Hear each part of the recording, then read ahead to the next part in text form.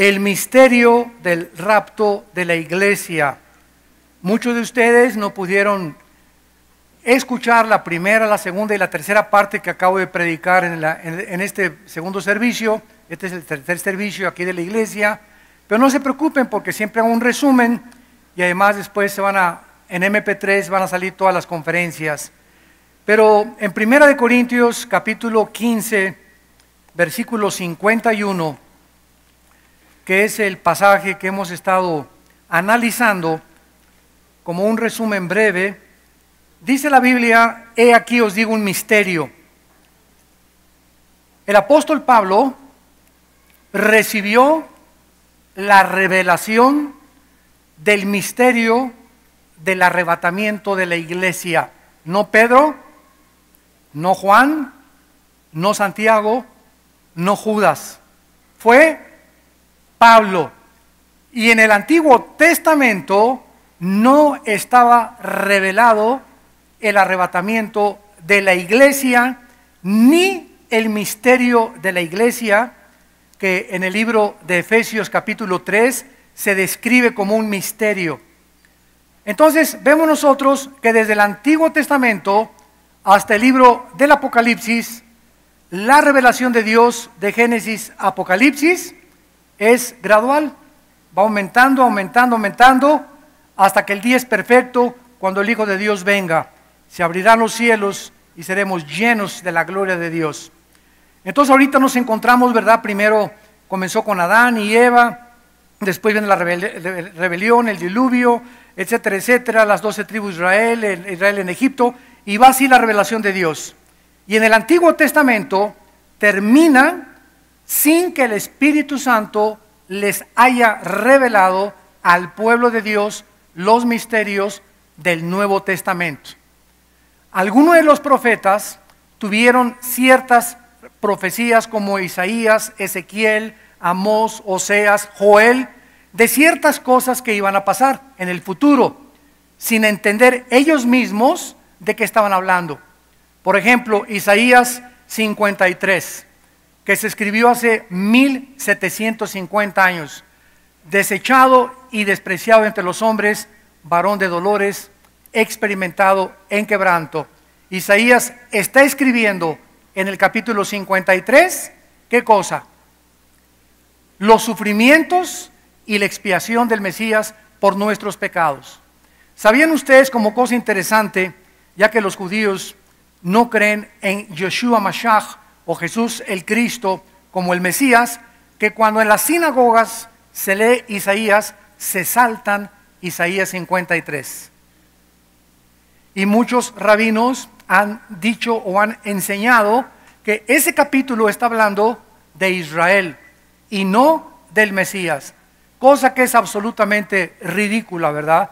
Porque un análisis exegético de este capítulo nos demuestra claramente que todas estas profecías de Isaías 53 solo se le pueden atribuir a Jesús el Cristo, el Hijo de Dios. Viene el Nuevo Testamento y entre el Antiguo y el Nuevo Testamento pasan 400 años.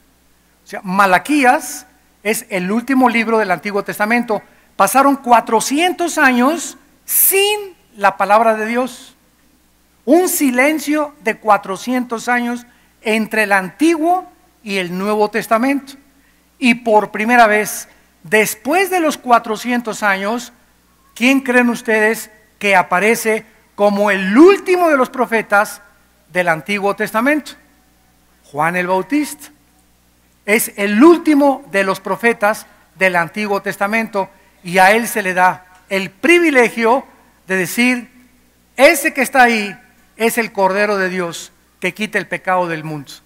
Y aun cuando el Bautista sabía por iluminación del Espíritu Santo que Jesús era el Cristo, no estaba 100% seguro, porque cuando lo encarcela Herodes, Juan el Bautista manda a sus discípulos a que le pregunten a Jesús: ¿eres tú o esperamos a otro? O sea, en la depresión emocional en que se encontraba el Bautista, estaba dudando si ese era su primo hermano, porque eran primos hermanos. Él era hijo de Elizabeth, que era prima hermana de Jesucristo, de Jesucristo, de María, si era realmente el Mesías. Entonces, por eso Pablo comienza en Corintios 15, 51, he aquí os digo un misterio. Pablo, ¿cuál es este misterio que nos quieres revelar? Que no todos vamos a morir, pero todos seremos transformados. Ese es el misterio. La palabra dormir en el Nuevo Testamento equivale a la muerte, pero no significa la muerte o dormir el alma y el espíritu, sino dormir se refiere al cuerpo nada más. Entonces, cuando dice Pablo, no todos vamos a dormir, en el Antiguo Testamento no existía esta revelación. Ningún profeta enseñó acerca de esto, de que iba a venir una generación en el futuro que no íbamos, tal vez seamos nosotros, a saber lo que es morir. Estoy segurísimo, ¿verdad? Ojalá que no me equivoque, que nosotros pertenecemos a esa generación, que no vamos a saber qué es morir, sino que tal vez ahorita saliendo, o a las 6 de la tarde, o en la noche, o mañana, una semana, nadie sabe el día ni la hora, pero en cualquier momento, si alguien me pregunta, ¿cuál es la próxima señal profética de la Biblia? Te puedo contestar con absoluta certeza, el rapto de la iglesia. Es la próxima señal profética que tenemos, el arrebatamiento de la iglesia. Entonces no hay otra cosa que vaya a suceder más que el rapto de la iglesia. Ya después vendrá la reconstrucción del templo, la unión de las 10 naciones entre el Medio Oriente y Europa, la reconstrucción del templo de Jerusalén, el anticristo surgiendo, haciendo un tratado entre árabes y entre judíos y palestinos, y trayendo la economía otra vez a un flujo absolutamente increíble como jamás en la historia. Y entonces todas estas profecías se cumplirán después del arrebatamiento de la iglesia. Nosotros tal vez a lo mejor veamos al anticristo celebrar este pacto, o a lo mejor no lo vamos a ver, o a lo mejor nos vamos 3 años antes y van a pasar 3 años y aparece el anticristo, o en el momento que aparece el anticristo nosotros nos vamos. Pero en el momento en que el anticristo firma el convenio o confirma el tratado de paz entre árabes y entre judíos, en ese momento nosotros ya no estamos aquí. Y ahorita estamos contemplando qué cosa en el Medio Oriente. Una olla hirviendo. Ahora que fue derrocado Muammar Gaddafi, el dictador de Libia, intervino la OTAN, que es la Organización de los Países del Atlántico del Norte, que reúne a la mayor parte de los países europeos que estuvieron bajo la Segunda Guerra Mundial, bajo el comunismo. Cuando acabó la Segunda Guerra Mundial, se firmó este tratado de la OTAN para garantizarles a estas naciones de que no volverían a caer en manos del comunismo. Ahora que la OTAN se ha fortalecido más que la ONU, tiene más fuerza ahora militar la OTAN que la ONU. Y cuando se tuvo que derrocar a Gaddafi, la OTAN, primero comenzó Estados Unidos, después Francia y algunas naciones, pero ya el golpe final lo dio la OTAN. Mandaron aviones, ¿verdad? Y acabaron con Gaddafi, lo agarraron vivo a Gaddafi, lo sodomizaron, lo arrastraron sangrando entre las plazas públicas de Libia, y bueno, y lo acabaron matando, ¿verdad? Como un animal terminó este pobre dictador. Entonces, ahora la guerra de Siria en el Medio Oriente, que todos ustedes todos los días estamos conscientes que están muriendo cientos de personas diarios. La pregunta es, ¿por qué no interviene la OTAN? ¿Por qué no interviene Estados Unidos? ¿Por qué a los rebeldes no los detienen, o por qué no ayudan a Bashar al-Assad, el presidente de Siria? Y la razón es la siguiente: hemos llegado a un punto en el mundo, y pocos de ustedes están conscientes de esto, donde ahorita, si alguna nación interviene en Siria, pongamos por ejemplo Estados Unidos. Si Estados Unidos interviene ahorita en Siria, ¿quién está apoyando a Siria? Rusia y China e Irán, 3 naciones poderosas ahorita. Si Estados Unidos interviene ahorita en Siria, o si alguna nación europea interviene en Siria, damas y caballeros santos de Dios, estamos viendo la tercera guerra mundial antes del Armagedón. Explota una tercera guerra mundial. Entonces ninguna nación se ha atrevido ahorita a intervenir y están dejando que los rebeldes, ¿verdad?, solucionen su problema, aunque sabemos que debajo del agua se está suministrando armas y Rusia tiene bases navales en Siria. A Rusia no le conviene que derroquen a Assad, a Irán no le conviene que derroquen a Assad, Europa le conviene que derroquen a Assad, en fin, hay una guerra ahorita, es un ajedrez cósmico, yo le llamaría, donde están tratando de darse mate al rey los dos partidos, los buenos y los malos, o los malos y los buenos. Entonces el mundo se encuentra en un caos, donde en cualquier momento, así una chispa, enciende la guerra mundial. ¿Qué acaba de pasar ahorita con la Franja de Gaza, el grupo terrorista Hamás e Israel? Bueno, hace algunos años el líder de Hamás, o uno de los líderes de Hamás, asesinaron y secuestraron a un soldado judío y lo tuvieron más de 3, 4, 5 años secuestrado. Entonces la inteligencia israelí, que se llama el Mossad, que es el servicio secreto de la defensa de Israel, es la inteligencia y tienen la tecnología más elevada del mundo en espiar. Entonces ellos localizaron a la persona que había dirigido el secuestro y a la persona que era el líder de ese grupo guerrillero. ¿Saben lo que hicieron? Volaron en un helicóptero Apache y pudieron, con una precisión quirúrgica, sin esperar, venía el carro así caminando, este video lo pueden ver ustedes en YouTube, y esperaron a que pasaran los demás carros para no afectar a los demás, y en el momento en que quedó solo el carro, dispararon un cohete con precisión quirúrgica y lo mataron a él con sus guardaespaldas. Este cohete, ¿verdad? ¿Cómo pudieron ver desde un helicóptero a través del techo de un carro? ¿Cómo supieron en la caravana que iba el jefe guerrillero? ¿Cómo lo supieron? Impresionante. Tienen aparatos que pueden estar en un restaurante, una persona platicando, y a 20 mesas pueden estar oyendo la conversación a 20 mesas de distancia. Pueden desde afuera de un edificio saber quién está detrás de las paredes de ese hotel o de ese edificio, con aparatos sofisticados que atraviesan el blindaje de cualquier pared para ver cuántas personas hay en tal lugar. Bueno, es increíble lo que es el mundo de la tecnología actualmente del equipo militar. Los palestinos que viven en Gaza y que fueron, ¿quiénes son los palestinos? Es un grupo de personas que en 1948, cuando los judíos, por un decreto de las Naciones Unidas, se les permitió regresar a Israel, había un grupo de árabes. Entonces este grupo de árabes huyeron y se convirtieron en refugiados. Entonces Israel comenzó a construir sus kibbutz y comenzó a construir edificios y todo, y estos árabes no se quisieron ir a vivir ni a Egipto, ni a Arabia Saudita, ni a Siria, ni a ningún lugar de los árabes. Se quisieron quedar ahí. Comenzó el conflicto, Israel les entregó la Franja de Gaza.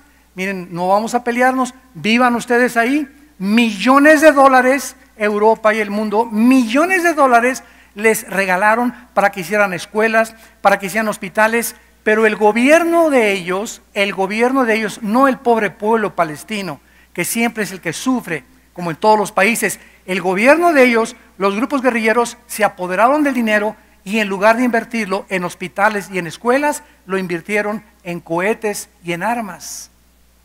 Y entonces comenzaron a mandar cohetes a Israel porque han jurado exterminar y no aceptar jamás a los israelíes vivir en la tierra de Israel. Bueno, pues se complicó la cosa. Desde el 48 a nuestros días, más de 15,000 o 25,000 cohetes han lanzado contra Israel. O sea, provocándolos para que Israel conteste. Entonces intervenga Irán, que es el que está apoyándolos a ellos, intervenga Hezbollah, es el otro grupo terrorista en Libia, e intervenga Siria. Pero ahorita Siria está paralizada por la guerra civil. Entonces, ¿qué pasa ahora con los cohetes que les mandan? Israel contesta el fuego y comienza a bombardear. Y entonces, desde Gaza se esconden en las escuelas y en los hospitales para lanzar los cohetes y para que aparezca en el periódico: están muriendo civiles en Gaza. ¿Por qué? Porque no los protegían, estaban mandando los cohetes desde hospitales y desde escuelas. Entonces, toda la información que existe en la mayor parte de los medios de comunicación ponen a Israel como el agresor y a ellos como las víctimas. Y realmente son víctimas el pueblo, porque lo que tiene la culpa es el pobre gobierno. Los palestinos quieren vivir en paz, ¿verdad? A ellos los ama Dios, y nosotros debemos amar a árabes, a judíos, a todos amamos nosotros, pero ellos quieren un gobierno que ya no esté bajo el puesto militar. Entonces, de una forma milagrosa, el presidente Obama viaja a Asia. Y esto es importante para que tengan ustedes un panorama de lo que vamos a estudiar. Se va hacia Obama y se va a Indonesia, se va a Camboya, que está por el área de Australia, al norte de Australia, junto a la India, a visitar los países musulmanes. Fue lo primero que hizo el presidente Obama al ser reelegido, visitar los países musulmanes. Oye en su viaje que los de Gaza, los palestinos e Israel se están bombardeando el uno al otro. Manda a la secretaria de Estado Hillary Clinton, se junta ella con Morsi, el presidente de Egipto, y hacen un tratado con los palestinos para que cese el fuego. A Israel no le conviene, al pueblo no le conviene, a nadie le conviene una guerra. Y si hace la paz en el Medio Oriente, ahorita, temporalmente, porque sabemos que esto no puede durar mucho tiempo sin que vuelvan otra vez a bombardear a Israel. Toda esta situación en el Medio Oriente, vemos que crece la tensión, y crece la tensión, y crece la tensión, y Jesús dijo en Lucas 21, cuando vean a Jerusalén rodeada de ejércitos, sabrán que ha llegado el final del tiempo. Cuando vean a Jerusalén rodeada de ejércitos, sabrán que ha llegado el final de la historia humana. Entonces Israel en el 48 regresó. Escuchen con atención. Cuando Israel regresa, pelean la guerra del 52, la guerra del 67, los 6 días, la guerra del 73 de Yom Kippur. Se levanta el movimiento para la liberación de Palestina por Yasser Arafat con el propósito de exterminar a Israel, y desde el 48 no han podido vivir en paz, ni árabes ni los judíos. Nadie, diplomáticos, senadores, secretarios de Estado, presidentes, han tratado de poder calmar la situación y nadie ha podido, porque de acuerdo a la Biblia, el único que va a poder hacer la paz será el futuro dictador del mundo que se llama la bestia o el anticristo. Entonces nos estamos acercando al escenario final donde Israel se está quedando solo. Vean ustedes, Egipto hizo un tratado de paz de 30 años con el presidente Mubarak, que acaban de darle pinochetazo. Ya lo sacaron a Mubarak. Entró en lugar de Mubarak Morsi, que pertenece a la hermandad musulmana del Medio Oriente. Y la mayor parte de los musulmanos están divididos en dos ramas, en los sunis y en los chiitas. Y los dos están en un antagonismo de hace muchos años. Ahora bien, se acaba el tratado de paz con Mubarak y Israel ya no tiene el apoyo de Egipto. ¿Quién es la única nación ahorita? La única nación que está ahorita neutral con Israel, Jordania. La tierra de Edom y de Moab en las profecías bíblicas del Antiguo Testamento. Edom, los edomitas y los moabitas. Entonces, ahorita la hermandad musulmana, que le dieron golpe de estado a Mubarak, que estuvo 30 años, quieren derrocar al rey Abdullah de Jordania. Y si Jordania ve ahorita lo que pasó en Tunisia, en Túnez, lo que pasó en Egipto, lo que pasó en otros países árabes que están derrocando a los dictadores, y la hermandad musulmana está tratando de gobernar el Medio Oriente con el único propósito de destruir a Israel, queda Israel solo desde el 48. ¿Qué falta? Una pieza del rompecabezas nada más, que derroquen al rey de Jordania. Y estamos viendo en el ajedrez de Dios cósmico de qué forma están a punto de darle jaque al rey. Han rodeado las piezas negras del ajedrez al rey blanco. Lo están rodeando. Y la maldad va a aumentar en el mundo, y en el momento que vayan a darle jaque mate y se reúnan todas las naciones, Zacarías 12, Zacarías 14, para destruir Israel, en ese momento regresa Jesucristo por segunda vez con nosotros para establecer su reino milenial y terminar la batalla del Armagedón, o la tercera guerra mundial. ¿Qué le estoy diciendo? Es como un bosque. Aquí están puros árboles y tú estás a la altura de los árboles. Tú no puedes ver lo que está detrás de los árboles, ¿verdad? Solamente ves hasta los árboles. Este es el mundo de los no cristianos. Cuando venimos a Cristo, el Espíritu Santo nos sube de la perspectiva que el mundo tiene de la historia, y nosotros ya vemos más adelante del bosque, porque estamos viendo desde más alto. Y mientras más te santificas y más caminas con Dios, mayor perspectiva tienes del futuro. Y cuando un cristiano sabe ya lo que va a pasar y conoce las piezas del rompecabezas y que el jaque mate no se lo van a dar, vives lleno de seguridad, lleno de confianza por el futuro, lleno de agradecimiento, porque nada ni nadie destruirá a Israel ni al pueblo de Dios. Gloria al nombre del Hijo de Dios. Gloria a Jesucristo. Muy bien.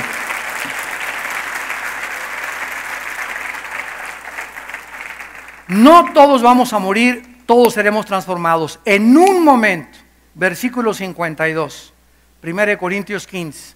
En un momento, en un abrir y cerrar de ojos, a la final trompeta.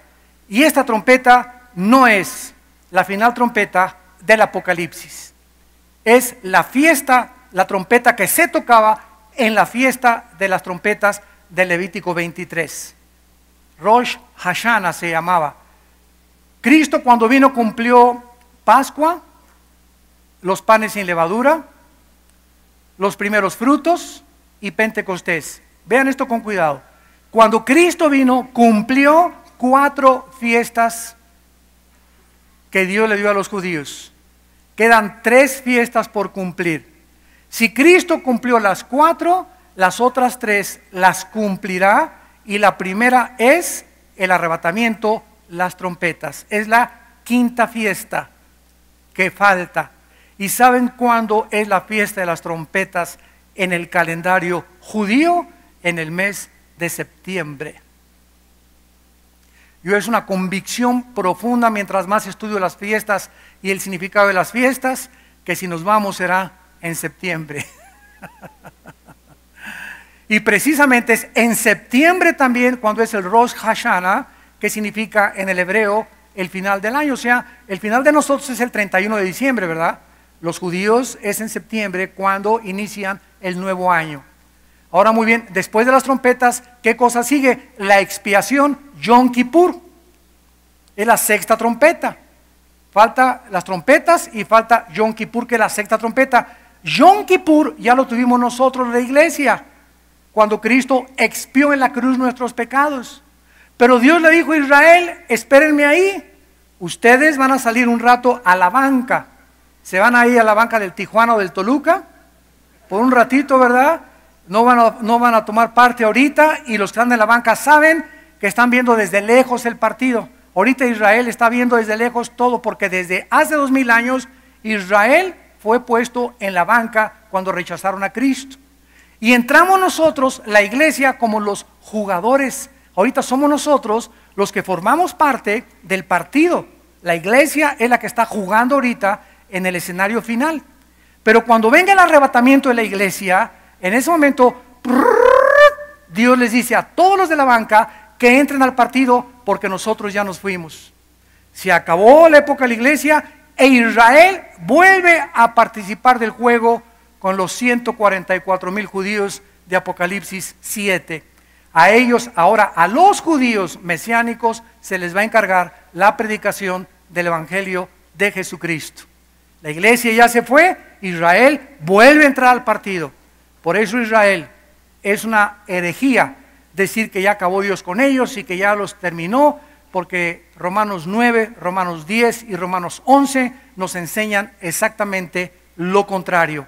Están temporalmente en la banca, pero serán injertados otra vez, porque mayor es el que los injertó que aquel que los desechó.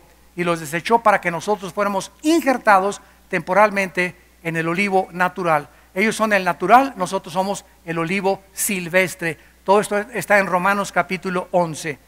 Muy bien, con esta explicación de que a la final trompeta viene el arrebatamiento, no es la trompeta de Apocalipsis, que es de juicio, es cuando se usaba la trompeta en el Antiguo Testamento para reunir al pueblo de Dios.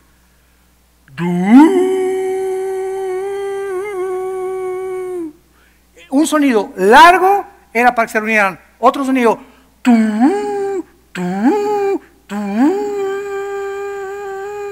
era emergencia. Y otro sonido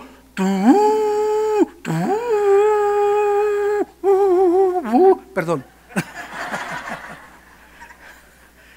me saqué como sea, ¿verdad? Un sonido largo era reúnanse. Un sonido era emergencia. Y cuando suena la trompeta, es la trompeta del Rosh Hashanah, que es la trompeta con la cual Dios llama a su pueblo, no a juzgar al pueblo, que es la de Apocalipsis. Y muchos intérpretes o maestros de la profecía, escatología, han enseñado equivocadamente que el arrebatamiento, como dice que es a la final trompeta, creen que es en la última trompeta del Apocalipsis. Por lo tanto, la iglesia participará de la gran tribulación. Qué grave error de exégesis escatológica en la palabra de Dios.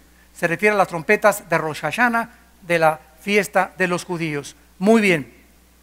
Teniendo esto en cuenta, nos damos cuenta ya de una forma muy clara, ¿verdad?, que el Nuevo Testamento describe la venida de Cristo, la próxima venida de Cristo, en dos etapas. La primera es en el rapto. Vamos a ver los versículos, cuando Él viene sin tocar los pies en la tierra. Primera de Tesalonicenses 4, 16 y 17. Porque el Señor mismo, con voz de mando, lo mismo que dice Corintios, con voz de trompeta, con voz de arcángel, descenderá del cielo. Cristo ahorita está en su trono, sentado Cristo, se va a levantar Cristo en su trono y se avienta, ¿verdad?, a venir hacia abajo a la tierra por segunda vez. Descenderá del cielo y en las nubes viene con todos los ángeles.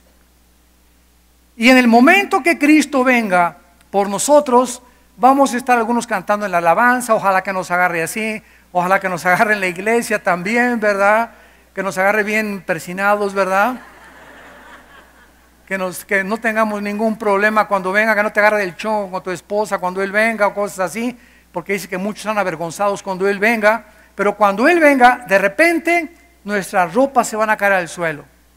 El predicador ya no está y la mitad de la iglesia se va a quedar, la mitad de la iglesia se va a ir. En todas las iglesias del mundo. Pilotos se van a estrellar porque el piloto desapareció. Accidentes múltiples en las carreteras porque muchos choferes desaparecieron, causando un caos vial y de tránsito y de tráfico en los periféricos, en los pasos a desnivel, en las carreteras, etcétera, etcétera. Los hospitales vacíos de todos los bebés y de todos los niños menores de edad del mundo entero. Muchos estarán dormidos y tu esposa amanece, pues ¿quién se fue con el lechero?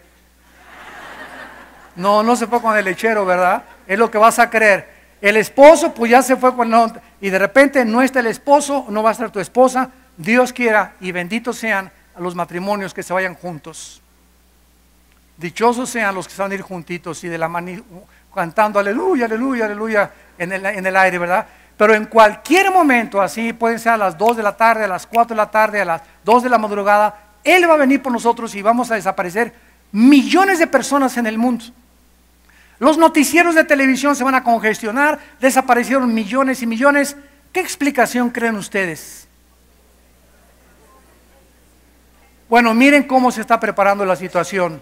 Ya han oído ustedes que de acuerdo al calendario maya, el 21 de diciembre de este mes se acaba el mundo, porque el calendario maya así lo especifica. En primer lugar, el calendario maya no dice eso. El calendario maya termina, lo hicieron en ciclo de los mayas, y el último ciclo que ellos calcularon fue el 21 de diciembre, sin decir que se acaba el mundo.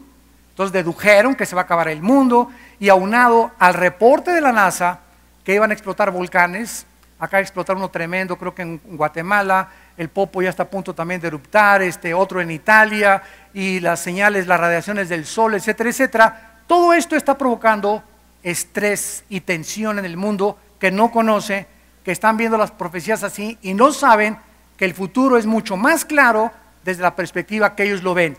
Nosotros sabemos que no va a ser así, falta mucho para que se acabe el mundo. Como les dije, todas las señales que tenemos que pasar antes de esto.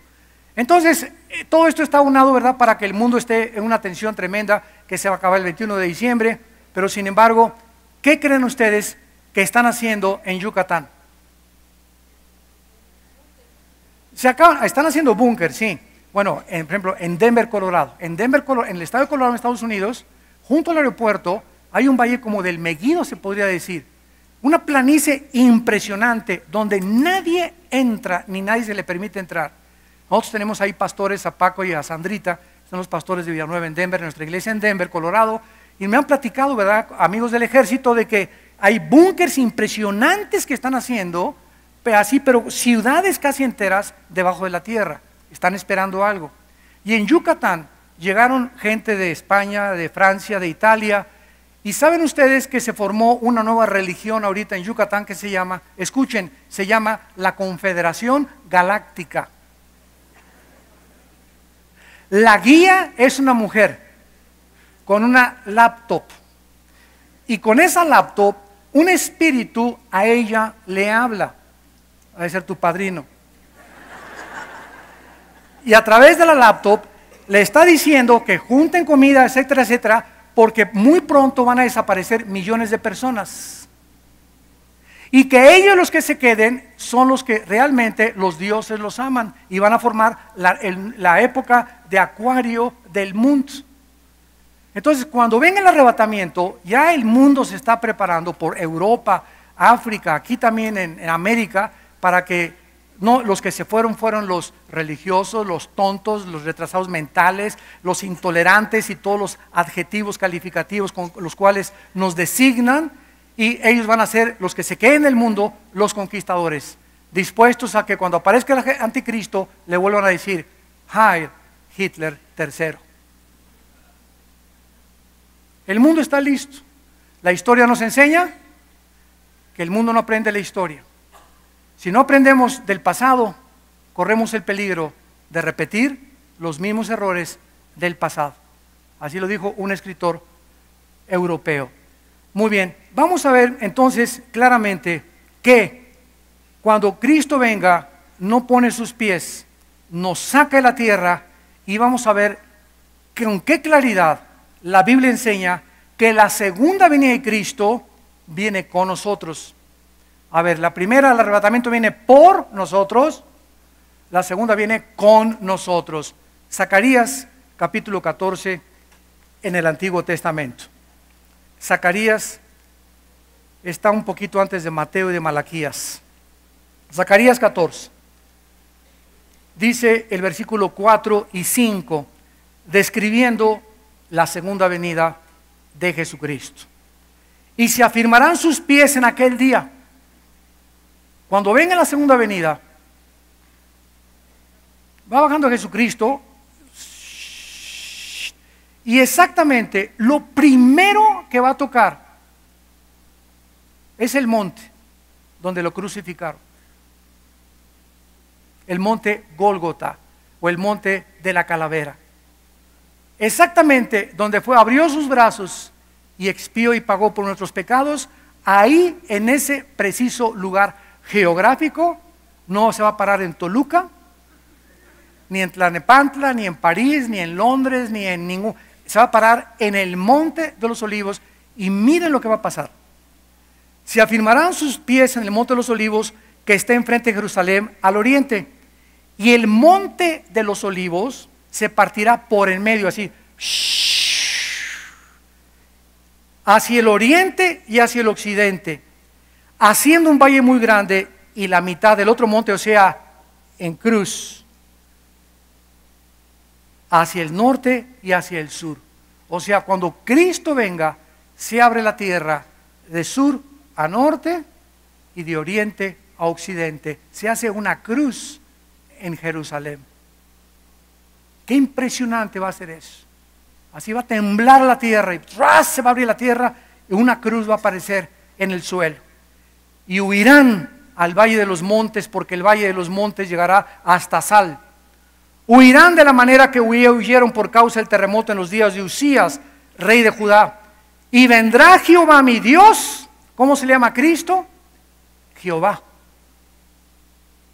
Dios y Cristo, Cristo y el Padre son la misma persona.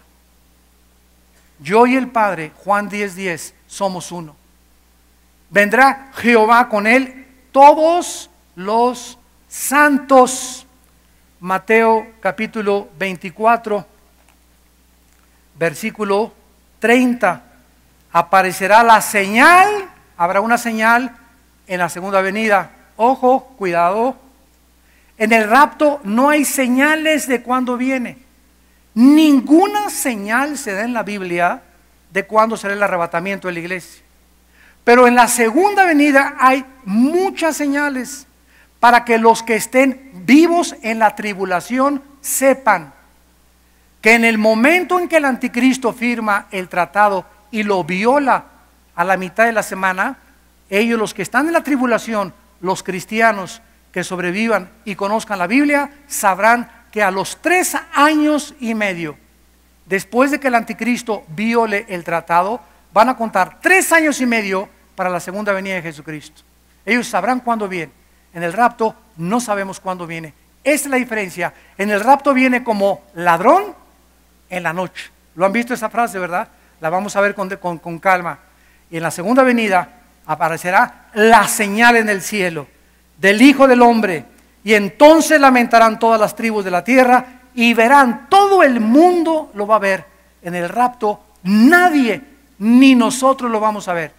Vamos a ser sacados de nuestro cuerpo y entonces en el aire sabremos que es Jesús el que vino por nosotros. Y con Él nos vamos hacia el cielo.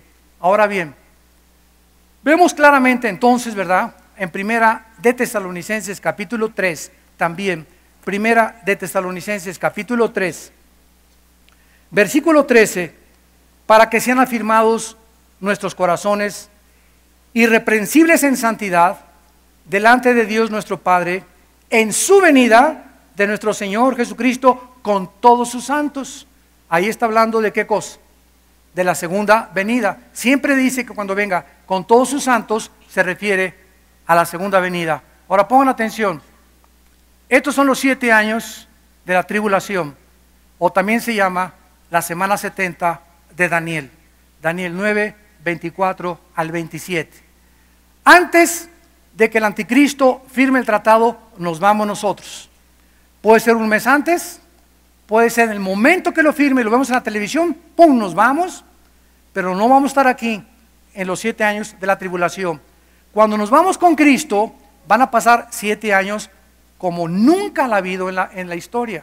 Una tribulación que mencionó de Daniel capítulo 12, del 1 al 3, y Mateo 24, 21, como jamás la ha habido. Trompetas, sellos y copas. Cuando estemos en el cielo con Cristo y aquí en la tierra la gente esté en los 7 años, nosotros estamos arriba con Cristo en el tribunal de Cristo. ¿Se acuerdan que acabamos esa serie? Vamos a ser recompensados mientras el mundo esté en juicio. Cuando acabe la tribulación, bajamos con Cristo, Apocalipsis 19, para reinar con Él y celebrar las bodas del Cordero. Entonces, va a durar 7 años el tribunal de Jesucristo, cuando Cristo va a evaluar nuestras obras mientras estábamos en el cuerpo, según de Corintios 5, versículo 10. ¿De qué manera entonces podrían ambas etapas ser verdad de la segunda venida de Cristo? Imposible. Imposible. Porque yo he oído a muchos escatólogos enseñar que la segunda venida y el rapto es lo mismo. La Biblia no enseña eso. Es claramente la diferencia entre el rapto y la segunda venida. La primera fase es inminente sin ninguna señal. Repasamos. La segunda venida será venida y precedida por varias señales. Ahora bien, dice la Biblia que siempre hay problemas en el mundo. Desde que nacimos para sufrir. Nacimos llorando, nos vamos llorando. ¿No es verdad? Como las chispas saltan en el aire, dice en el libro de Job, así nacemos para la aflicción. Lo decíamos en la tercera conferencia. Ahí va la ambulancia, hermano. Ahí va doña Chole, ya tiene 93 años. Que le salve la vida a doña Chole, por favor. Ore por mi abuelita, tiene 93 años, que por favor se está muriendo de cáncer, que no se muera. Oye, ¿por qué no quiere que se muera? Déjala que se pinte de una vez. ¿Qué está usted diciendo, hermano? Pues, oye, la pobre doña Chole es cristiana, sí, pues para nosotros se morir es ganancia. ¿Para qué quiere que le salven la vida? O sea, déjela para que siga sufriendo con nosotros. Es para lo que queremos que se queden, ¿no es cierto? O sea, cuando alguien se va a morir, hacemos lo imposible por el instinto de sobrevivencia. Y si nos elevamos en la perspectiva que los caminos de Dios no son nuestros caminos, sabemos perfectamente bien que para nosotros la muerte es ganancia.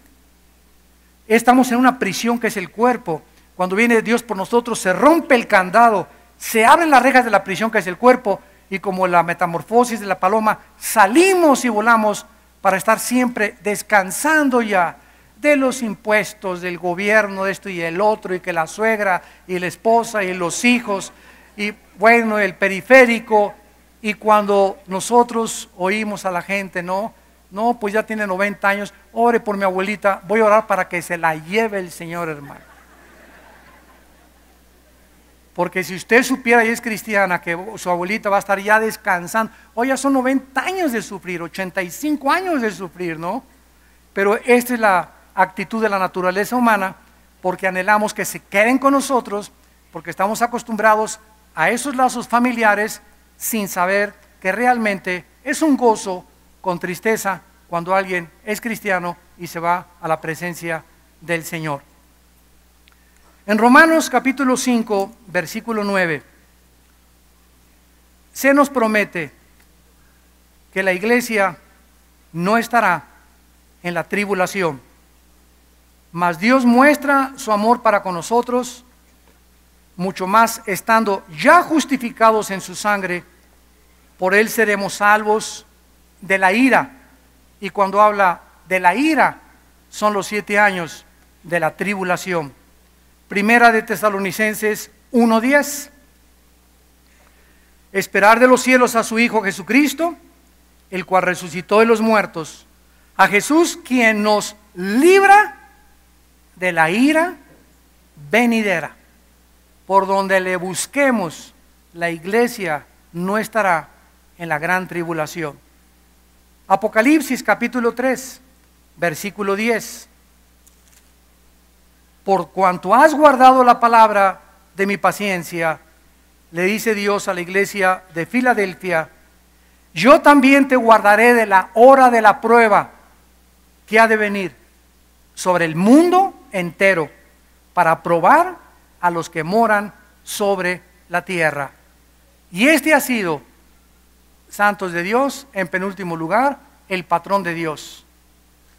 El diluvio, le dijo Dios, antes que destruya el mundo, Noé, mete a tu esposa, a tus 3 hijos y a tus 3 nueras en el arca. 8 personas se salvaron nada más del diluvio. Y cuando Noé y su esposa y sus 3 hijos y sus 3 nueras se metieron al arca, Noé no cerró la puerta, la cerró Dios desde afuera. Génesis capítulo 8. Qué precioso es esto. ¿Por qué? Porque es solo Dios el que dice, se acabó la gracia, se acabó la misericordia, viene ahora el juicio sobre tu vida. Solo Dios sabe cuando tú has llegado al límite de tus pecados, del endurecimiento de tu corazón, y que ya no quieres de ninguna manera, ¿verdad?, arrepentirte, y Dios cierra la puerta de tu corazón para que te endurezcas más, y lo único que va a seguir en tu vida es la condenación eterna en el infierno. Sodoma y Gomorra. Vamos a Génesis 19 rápidamente. Lot, su esposa y sus 2 hijas son avisados: voy a destruir Sodoma y Gomorra. Hay matrimonios gays, homosexualismo, lesbianismo rampantes en el mundo. Y el centro de la contaminación era las ciudades de Sodoma y de Gomorra y algunas otras ciudades vecinas que estaban junto a ellos, de acuerdo al libro de Ezequiel. ¿Y qué pasa cuando Dios va a destruir? Versículos 12 y 13. Dijeron los varones a Lot, los varones son los ángeles: ¿tienes aquí alguno más? Yernos y tus hijos y tus hijas y todo lo que tienes de la ciudad, sácalo de este lugar, porque vamos a destruir a este lugar, por cuanto el clamor contra ella ha subido de punto delante de Jehová. Por tanto Jehová nos ha enviado para destruirlo. ¿Por qué destruyó Dios a Sodoma y Gomorra? Porque había una sola persona, Lot, nada más uno, que oraba y le decía: Señor, no es posible tanto pecado, no es posible, Señor, tanta violencia. Señor, oraba, era un hombre que estaba en oración. Sin embargo, Lot, a pesar de que era el único que clamó y que llegó hasta el cielo su clamor y Dios contesta, Lot fracasó como esposo y como padre. Entonces, ¿por qué Dios lo salvó? Bueno, dice el versículo 15 al 16: y al rayar el alba, o sea en la madrugada, los ángeles daban prisa a Lot diciendo: levántate, toma a tu mujer y tus hijas que se hallan aquí, para que no perezcas en el castigo. Esta palabra castigo es abón en el hebreo, en la maldad de la ciudad. Y deteniéndose él, los varones asieron de su mano y la mano de su mujer. O sea, Lot no se quería salir, porque amaba más a su familia que a Dios. Amaba más a su familia que a Dios. Pero ¿qué clase de amor tenía Lot con su familia, que ni siquiera los guió a Cristo? Que ni siquiera los llevó a la adoración del Dios verdadero. ¿Qué clase de amor era esa, verdad? Era un amor sentimental y emocional nada más, como el que le tienes a tu perro, Fido. Pero no es un amor sacrificial, donde amas más a Dios con todo tu corazón y con toda tu alma y con todas tus fuerzas, que a tu esposa, a tus hijos, a tu primo, a tu perro y a todo lo que existe en este mundo. Entonces, Lot se aferra y de la mano de sus 2 hijas, según la misericordia de Jehová para con él, y lo sacaron y lo pusieron fuera de la ciudad. Los ángeles agarran a Lot, y si no lo sacan a fuerzas, por favor, se hubieran quedado. ¿Por qué lo sacaron? Porque había un pacto entre su tío Abraham y Dios. ¿Cuántos de nuestros hijos ven? No, yo no quiero al Señor. No, de las orejas te va a traer el Señor. ¿Y sabes por qué? Porque cada cristiano tiene la bendición y será salvo tú y tu casa. Y bendición de Jehová son de los hijos, y la generación de los hijos será bendita. Ahorita ves a tu hijo mal, a tu hija en drogas, a tu hijo en drogas, pero si tú perseveras en la gracia y en la fe de Dios hasta el final, tu casa será salvada.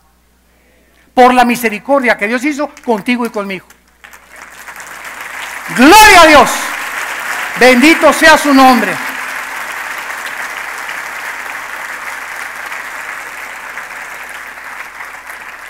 Y terminamos en el libro de Ezequiel, capítulo 9, en el Antiguo Testamento, donde por tercera vez en el Antiguo Testamento hay un juicio de Dios bárbaro, la destrucción de Jerusalén.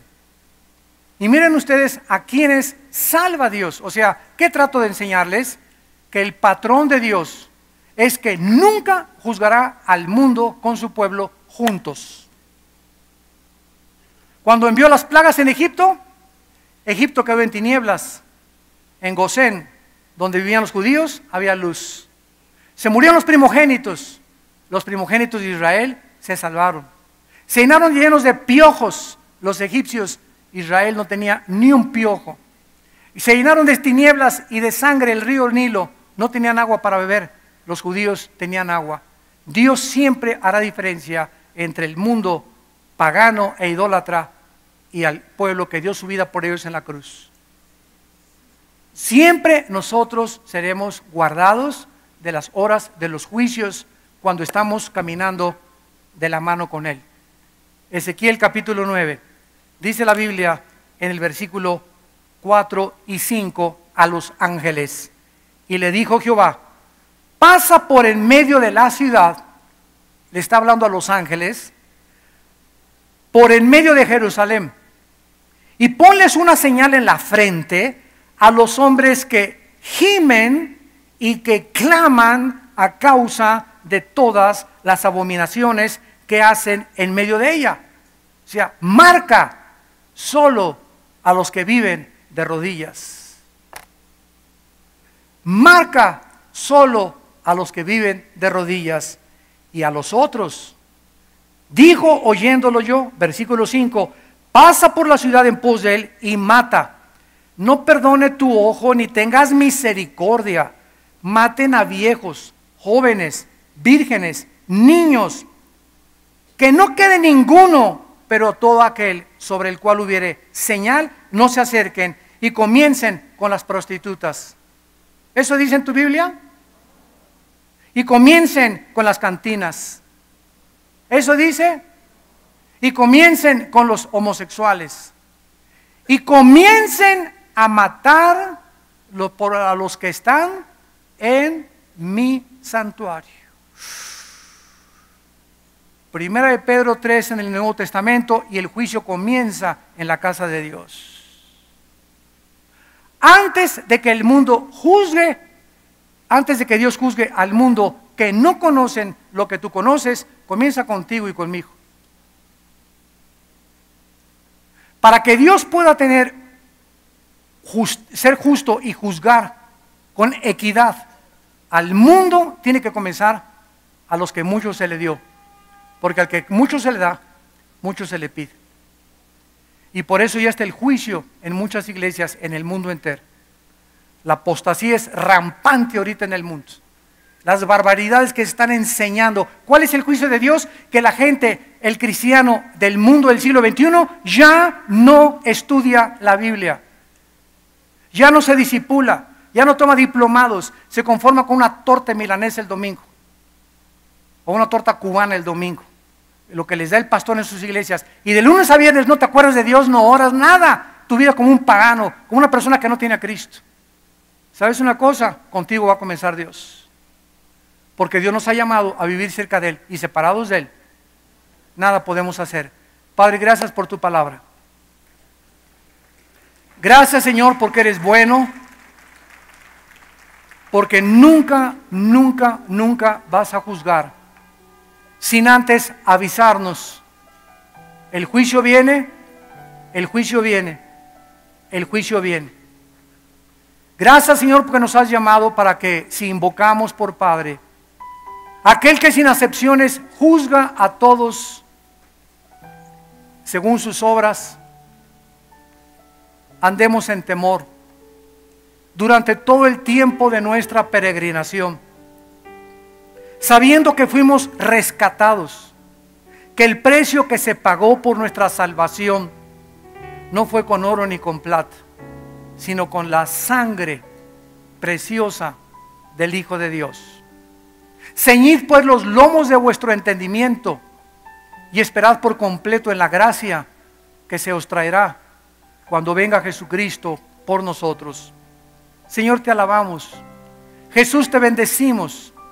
Te pedimos, Señor, que podamos ser sensibles y discernir los tiempos que estamos viviendo, para que nuestra perspectiva sea mucho más elevada que la que el mundo tiene, para que nos acordemos que cuando sucedan estas cosas, a nosotros nos la dijiste con anticipación.